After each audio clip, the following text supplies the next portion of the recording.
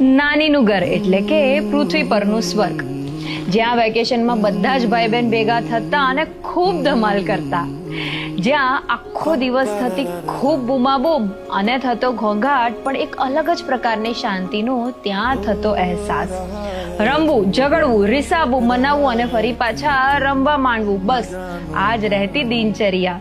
અને આ ઘરનું મેઇન કેરેક્ટર એટલે કે નાના અને નાની, જે બધાને જોડીને રાખતા. નાના બધા માટે રોજ ચોકલેટ લાવતા અને નાની આખા બ્રહ્માંડમાં સૌથી સ્વાદિષ્ટ એવું પોતાના હાથેથી જમવાનું બનાવતા.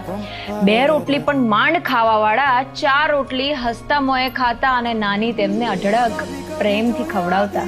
દરેક નાની પાસે એક લોખંડનો પટારો રહેતો, જેમાં તે પોતાના જીવનની સિક્રેટ બચત કરતા અને દરેકને સરખા ભાગે તેમાંથી વાપરવા આપતા. અને ઊંઘની વાત કરીએ ને તો આખા જીવનની સૌથી શાંત ભરી અને ઘેરી ઊંઘ ત્યાં જ મળતી. પણ સમય બદલાય છે, તેની સાથે પરિસ્થિતિ પણ.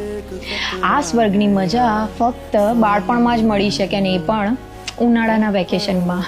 ધીરે ધીરે નાનીનું ઘર મામાનું ઘર બની જાય છે અને આપણે પણ મોટા થઈ જઈએ છીએ અને પોતાના જીવનમાં વ્યસ્ત થઈ જઈએ છીએ, અને રહી જાય છે મનમાં મીઠી મીઠી યાદો, નાનીના ઘરની યાદગાર પલો.